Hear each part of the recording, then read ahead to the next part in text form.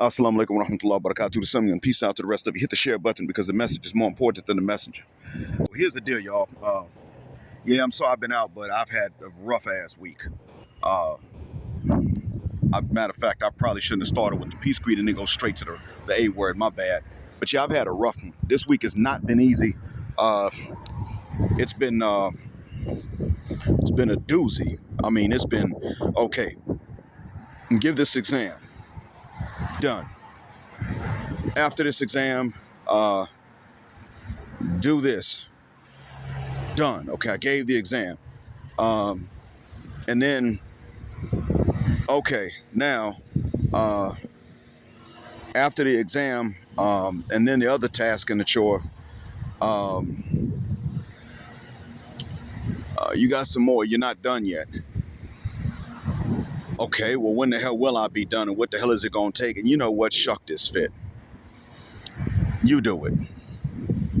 Oh, write this test, or this component of this test to be used for the final. Oh, boy. You mean again after I screwed up the last time? You want me to try this again? Yeah, and then when I'm sitting there thinking, okay, I can fix the component that I wrote and mark the papers these 2 days, Wednesday and Thursday, but then Tuesday in the afternoon, Instructor Black, I need you to cover for this teacher that's been out sick, and he gonna be out sick Wednesday and Thursday too. Oh, God have mercy. So now a normal 4-hour shift teaching becomes 8 hours, and 1 day to prepare both lessons.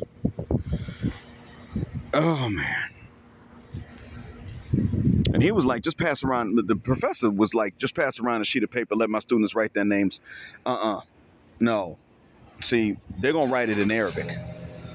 And I'm not trying to read their handwriting in Arabic. That's not legible to me. And I can't learn to read it later on. It's not going to work. I'm just going to screw it up. You're going to ask me to translate that name. Oh, that's Ibrahim. Nope, not going to be able to do that. I can barely read some of the handwriting in English, and I got to mark test they handwrite. They handwrite essays. I'm supposed to somehow be able to read that handwriting in English. You want me to do it in Arabic? No. So it's been a doozy. I've been just back and forth, and I'm almost caught up with fixing the test that I had to write. And then then I got to grade essays and speaking tests, but at the very least I can do those next week, Lord willing. So your man's got it bad. Your man's got a lot to do. I'm telling you guys, I logged in today. I opened up this recorder today to tell you guys there's this thing that a lot of ladies have. And what they like to do is they like to sit up and punish one guy for another guy. So in a nutshell, when there's a guy they want, and I had to realize this, they don't stop wanting a guy because he doesn't want them back. I thought that was the case. When I was younger, I thought it was like that. If that does happen, it takes a while. If they want a guy and he doesn't want them back, they just resent the guys they don't want even more. And they show the resentment. And there's nothing really you can do if you're one of those guys, even if you didn't want them. They're just going to make you pay. Unless they can't even reach you. They're just going to stay making you pay. Olivia Alexa talked about this. And so when this lady is sitting up here talking about I got that gangster, is what we used to call it on the Gulf Coast. Meaning that 3-letter virus that'll wreck your immune system, and it will ultimately end your life. It'll do a permanent jihad on you. You ain't gonna be there no more.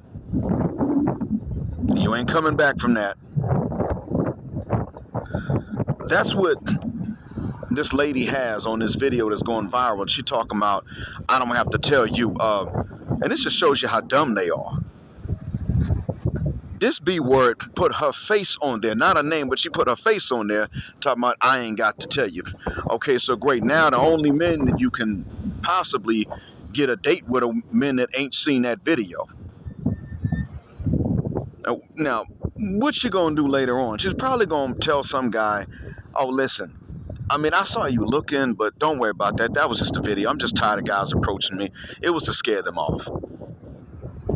I'm just sick of guys bothering me, you know. But I saw you looking." And dude could be like, "Okay, so I saw you and I looked, but you don't want me to approach you." He could say that, but I don't think that's what's gonna happen. I think instead what's gonna wind up happening is that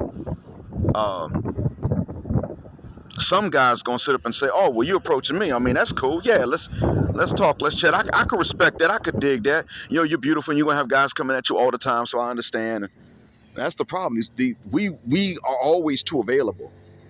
But this is also the other thing I want to point out that's positive. Number one,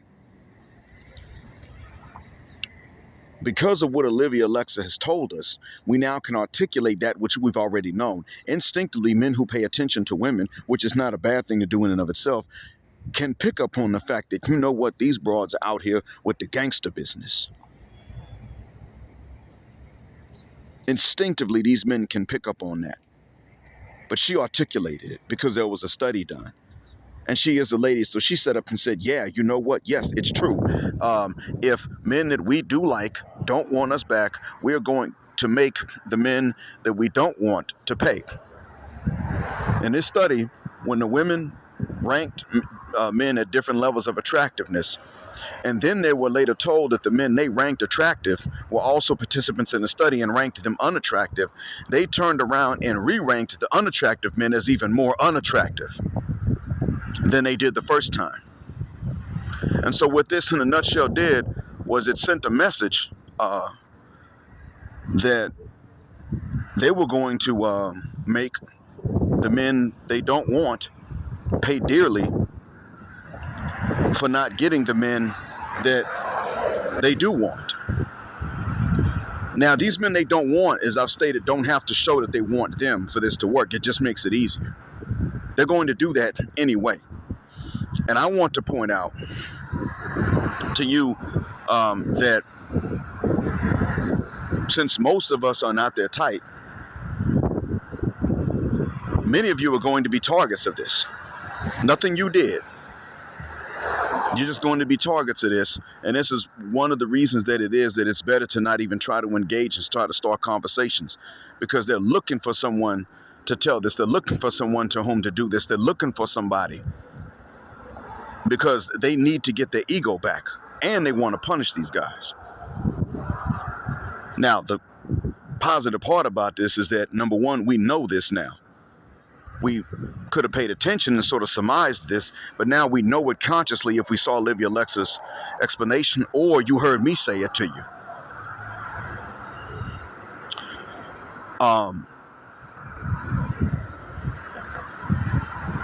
So we know.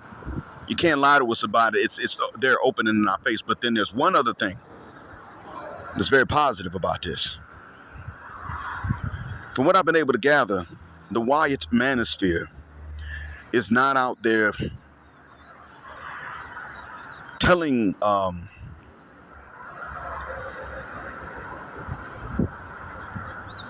it's not out there telling Wyatt men about women's nature on their own. BGS mentioned how they largely started off as MRAs. That's not wrong. It's not bad. I mean, it was the politics about which they were concerned. But see, we black men have made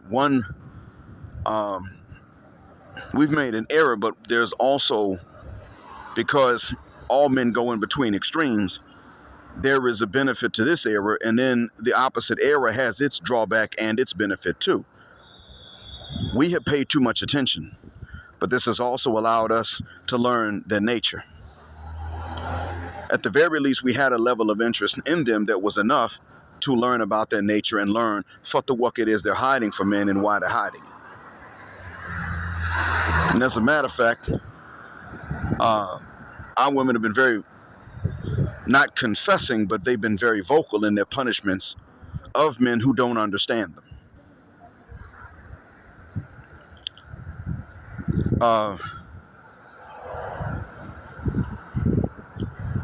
But it is black men that have come to the understanding of ladies that the white manosphere later on began to discuss, and now they're talking about female. They call it, female nature. Black men are pretty much not really labeled at that, but it was black men, and these white manosphere guys even said that it was black men they first heard talking about what women will do if they can get away with it. And we've seen that clip of those black folk in the 70s talking about the black family dynamic, and this woman saying, because women, we gonna do whatever we can do and what we can get away with doing whether we want to or not. So you mean to tell me that you're a professional boundary tester, but you an adult? You a PBT, professional boundary tester, but you an adult. Adults don't need to go around testing boundaries all the damn time. Sometimes you may not have a choice, but just constantly, that's all you do. That's some kid stuff. And that's why I don't tolerate it when grown women act like kids. I don't infantilize women. They infantilize themselves in front of us and then say, don't treat me like no damn kid. No, bitch, you infantilized yourself. I'm really not going to treat you like a kid. I'm telling you, stop doing that. That's where we differ. You ain't gonna act like no damn kid. That's not cute. A youthful appearance is one thing, but you acting like you ain't even grown is not cute. That is not sexy. And that's why when sisters start talking about grown woman pressure and grown woman weight, I look at them and I say, these types of things, for one, you're associating grown women with pressure because all you want to do is be difficult. Because you're still not an adult, you're a professional boundary tester. You just want to apply adult intellect to a childish habit of testing boundaries. I see it in my own students that are males, but I don't see it all the time. I see it amongst the Bedouins, and we already know the Bedou, they themselves will tell you that they don't really develop intellectually past a certain point because it's not popular among them. You get them alone, and that's when they tell you this.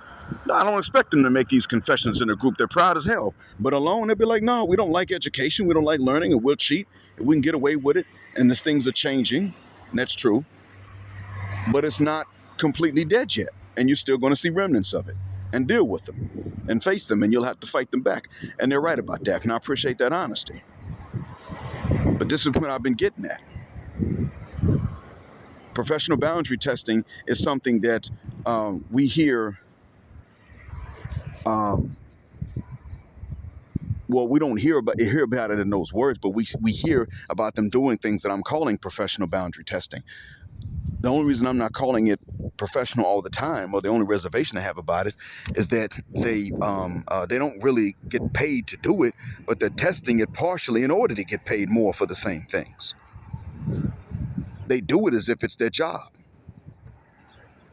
So yeah, I'm just going to tell y'all straight. When it comes down to understanding what the hell it is that women want to hide from us and why the hell they want to hide it, I want to tip my hat to you, black men. You're the reason that there's even this push for that, even though everybody's not walking around calling that their goal. Without men even calling this their goal, you've turned around and made that a reality. As you, black men, I can't even take credit for that. I've been trying to understand, but I'm simply not convincing enough in person to give this type of understanding to men. But you've done an excellent job. This is what they'll do if they can get away with it. Between their confessions and your wisdom and understanding, although sometimes some of you guys try to talk like pimps when you do it, this has really helped. And this is going to help even other young men. See, I don't just want old men that have been married for a decade or more to have this understanding. I want young dudes that ain't been married to have this understanding before they even look to get married, even if they don't have a lot of sisters. Because if they have a lot of sisters, their sisters are going to hide these things from them. I got students who have that, come from big families. Oh yeah, they got several brothers and several sisters. Sometimes they got several sisters and hardly any brothers, and a lot of the weight falls on them. And I'm like, I mean, that's cool and all, but they need to learn to live within your means. Doctor, you know how women are. Yeah, I know how they are. I don't feel the guck. I don't give a guck how you are. I don't care how your culture is. You are going to do this academic work that I assigned to you for your own benefit. And you're going to start to speak English almost like a native. Now, you won't be like a native in the 17 weeks or 18 or 19 that I teach you, but you're going to show great improvement in that time or you will fail. I don't care how you are, how your environment is, how your culture is. You either do that or you will repeat this level and you will waste your dad's money. But when you say to me, I have to understand how women are, for the knuck, I don't. I don't have to understand how they are. I mean, I do. Maybe I do need to understand. But what I'm saying is you don't need to sympathize and care about that and let that be an excuse for them to run you ragged. Let them run themselves ragged. These men have tolerated that here from the women to whom they're related. They don't do that to their wives as much, but they tolerate this from the women to whom they're related. It's the women that raise the women to be wives. That's the thing about it. But you let these women turn around. These women and the men alike will raise the sons to become husbands. As a matter of fact, it'll be the women that will overburden the sons to the point that they do all the stuff a husband's supposed to do, but they can't even afford to get married because, oh, I got to look out for my mom because my dad's not here no more. I got to look after my sisters because dad's gone. Man, you 16. It ain't your job to be the man of the house. Well, dad's gone. May Allah have mercy on him. Okay, I get that, but here's the deal. A whole bunch of y'all that are my students, your dads are gone, but they were old when they died. What's the reason for that? They weren't able to marry when they were young. Who the hell's fault is that? Hers, maybe, and damn sure your maternal grandfather's. And that's the problem. Now you got all this weight on you because when your dad was young and had a longer lifespan left, he didn't qualify for marriage because of materialistic standards. And what's the reason that everybody was backing this play up? The women and the men are like, well, you know how women are. Yeah, I just don't fib a guck. Grow the uck fuck. And it's you black men that have pretty much put the drive behind this. You'll put the onus and the stress, and you put this, I guess you could say, this message out. No, you're going to grow the uck fuck. And you're going to learn to live within the means that God has given. It's not the job of God to turn around and just turn on the faucets more because you want new furniture with no debt. You want a new car, but without the debt? No. You're going to learn to live within these means. Because you see, one of the things that I've learned that you guys have shown the world about ladies' nature, if you want to call it that, or female nature, is that even though beauty in women is far more common than wealth in men, they will sit up here and still try to reserve their beauty for the wealthiest of men, or try to demand the most comfortable lifestyles in exchange for their beauty. And even though some people say, well, that's natural and that's what they'll do all over, you know what? The market does not bear that out. That's exactly how a bunch of them wind up cute but old and still untied, unmarried. And then what do they wind up having to do? Look at Tracy Ellis Ross. Did she not tell Michelle Obama that now she only dates younger men because of the toxic masculinity of older men? It's not toxic masculinity. The younger men don't know and the older men do know. The younger men are like, well, I'm not asking all of her past business to see why she's still single at this age. When I was young, I would have said, well, you could ask the question, but I don't expect to find that answer. I don't know how many of these men died or anything. She's going to start off on a clean slate with me. Just to be fair, when I was young, I would have said that. Nobody told me that it was okay for me to be just as judgmental of them as they are of us. And these older men are like, you know what? Damn it. These older men are sitting up and they're saying, no, you ain't, because now I'm your age. So I know it ain't a whole bunch of these men that died. No, it's not that you were married, and there's a very low likelihood that you were married and now you're a widow. Very unlikely that that's the case. Why the hell are you still single? Especially if you look like this. Why are you single? What is with your attitude? Would you even be looking at me if you were younger? And these men are right to ask that. She can frame it how she wants. That's what the walk it is. It ain't toxic masculinity. These men are just too mother cuss word smart to fall for the short bit. That's all that is. So with that being said, Um, I hope that what I've said helps out. I mean it from the bottom of my black heart and the depths of my black mind. I'm sorry for the days I've been absent, but if I don't get other people's work to do anymore, then I'll be back at it. Thank you for listening. Black heart, black mind, black out, assalamu alaikum, black heterosexual, non-select male power because they don't like it, black patriarchy until extinction of judgment day. Thank you for flying with us again here on Jet Black Air, where the phrase jet black is also a verb. Keep jetting black with us till the wings and the wheels fall off. Gender justice forever.